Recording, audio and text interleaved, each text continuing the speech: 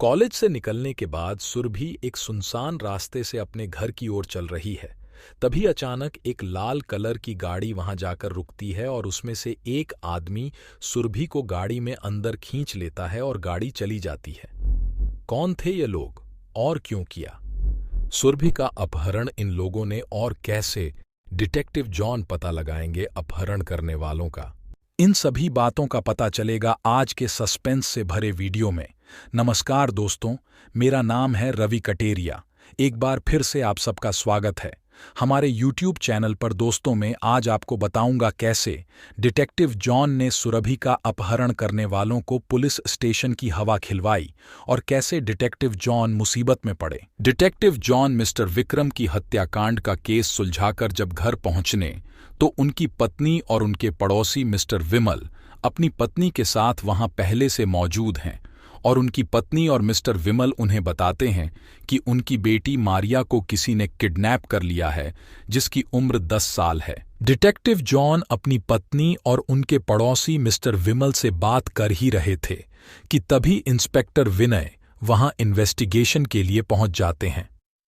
Inspector विनय को detective John की पत्नी जूली ने फोन करके बुलाया था। इंस्पेक्टर विनय डिटेक्टिव जॉनसन किडनैपर द्वारा किए गए फोन कॉल की डिटेल मांगते हैं, तो डिटेक्टिव जॉन उन्हें किडनैपर का आया हुआ फोन कॉल की डिटेल बताते हैं। इंस्पेक्टर विनय तभी उन्हें बताते हैं कि शहर में एक और लड़की का किडनैप हुआ है जिसका नाम सुरभि है।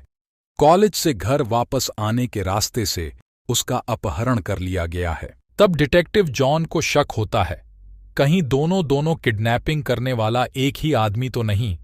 फिर डिटेक्टिव जॉन सुरभि अपनी बेटी मारिया की किडनैपिंग के केस की इन्वेस्टिगेशन शुरू कर देते हैं। सबसे पहले डिटेक्टिव जॉन अपनी बेटी के स्कूल जाते हैं और वहां पर पूछताछ करते हैं प्रिंसिपल और स्कूल के स्टाफ से।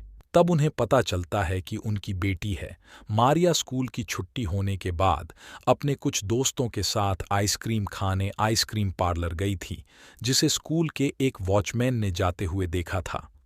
आइसक्रीम पार्लर स्कूल से कुछ ही दूरी पर है। डिटेक्टिव जॉन फॉरेन की क्रीम पार्लर जाकर पूछताछ करते हैं तो उन्हें पता चलता है कि उनकी बेटी को एक लाल रंग की गाड़ी में एक आदमी बैठकर ले गया था और साथ ही उसने यह भी बताया था कि उनकी बेटी मारिया अपनी मर्जी से उस गाड़ी में बैठी थी और उस इंसान को वो पहले से जानती थी। डिटेक्टिव जॉन इस बात को सुनकर परेशान हो जाते हैं कि उनकी बेटी का अपहरण किसी पहचान वाले नहीं किया है। आइसक्रीम पार्लर से कुछ दूर चलने पर एक सिग्नल है, जहां पर डिटेक्टिव जॉन को एक सीसीटीवी कैमरा दिखाई देता है, जिसमें उसे गाड़ी की आने जाने की रिकॉर्डिंग साफ नजर आती है और उस गाड़ी का नंबर प्लेट से पता चलता है कि जो गाड़ी मारिया को किडनैप करने में उपयोग हुई है वो गाड़ी सुरभि को भी किडनैप करने में उपयोग हुई थी। डिटेक्टिव जॉन अब सुरभि की किडनैपिंग का केस भी खुद ही संभालने लगे।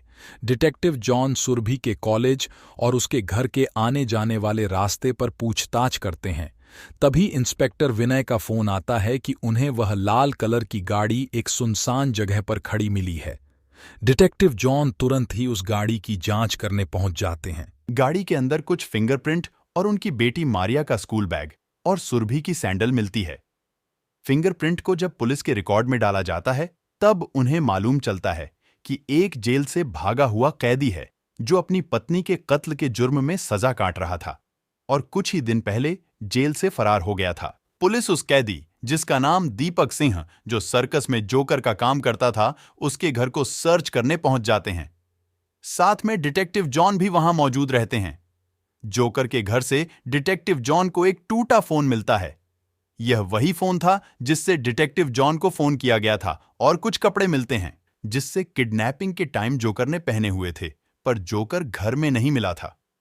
पड़ोसियों से पूछताछ करने पर मालूम चलता है कि जोकर कुछ दिन पहले यहां आया था और 2 दिन से यहां नहीं आया है। तभी एक आदमी पुलिस को बताता है कि दीपक से मिलने एक आदमी आया था कुछ दिन पहले एक काला बैग लेकर। तभी डिटेक्टिव जॉन उस आदमी का स्केच बनवाने को कहते हैं तो पुलिस उसे आदमी को अपने साथ पुलिस स्टेशन ले जाती है, जिसने दीपक और पैसे देने वाले आदमी को देखा था। कुछ देर में ही स्केच बनाकर तैयार हो जाता है। स्केच देखने के बाद डिटेक्टिव जॉन के पैरों तले से जमीन खिसक जाती है, क्योंकि जिस आदमी का स्केच बना था उस आदमी को डिटेक्टिव जॉन बहुत अच्छे तरीके से जानते थे। दोस्तों, अब आपको पता चलने वाला है कि वह कौन इंसान है जिसने इन सभी किडनैपिंग को करवाया था। वह आदमी कोई और नहीं बल्कि डिटेक्टिव जॉन के पड़ोसी मिस्टर विमल थे। डिटेक्टिव जॉन तुरंत ही मिस्टर विमल के घर पहुंच जाते हैं, पर मिस्टर विमल घर पर मौजूद नहीं थे। पर उनकी पत्नी से उन्हें मालूम चलता है कि मिस्टर विमल कुछ ही देर पहले अपने पुराने फार्म हाउस पर गए हैं। डिटेक्टिव जॉन और पुलिस वहां उसे फार्म हाउस पर पहुंच जाती है और मिस्टर विमल और दीपक को हिरासत में ले लेती है। तब डिटेक्टिव जॉन मिस्टर विमल से पूछते हैं कि उन्होंने ऐसा क्यों किया। तब मिस्टर विमल बताते हैं कि कुछ दिन पहले उनका बहुत करोड़ों का माल बाहर के देश से भारत आया था, जो कि 2 नंबर का काम मिस्टर विमल करते थे। तो उन्हें डर था कि कहानी इस माल के बारे में किसी को पता ना चले।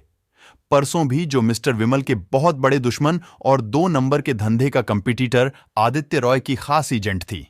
माल की जानकारी सुरभि को लग चुकी थी कि यह करोड़ का माल कहां छुपा के मैंने रखा था। इसलिए मिस्टर विमल ने सुरभि का किडनैप करवाया था। पर डिटेक्टिव जॉन को अभी तक यह मालूम नहीं चला था कि उनकी बेटी मारिया का किडनैप मिस्टर विमल ने क्यों करवाया था। तब मिस्टर विमल उन्हें बताते हैं कि सुरभि ने इस जगह की सभी खुफिया जानकारी एक पेन ड्राइव में कॉपी कर ली थी, और जब मिस्टर विमल के गुंडे सुरभि का पीछा कर रहे थे तब सुरभि ने आइसक्रीम पार्लर पर खड़ी डिटेक्टिव जॉन की बेटी मारिया के बैग में वह पेन ड्राइव रख दी थी। इसीलिए मिस्टर विमल ने डिटेक्टिव जॉन की बेटी मारिया काफी किडनैप करवा लिया। यह बात सुनते ही पुलिस मिस्टर विमल और दीपक सिंह को हिरासत में लेकर पुलिस स्टेशन ले जाते हैं और सुरभि को भी हिरासत में ले लिया जाता है, क्योंकि वह भी गुनहगार थी। और डिटेक्टिव जॉन अपनी बेटी मारिया को लेकर घर चले जाते हैं।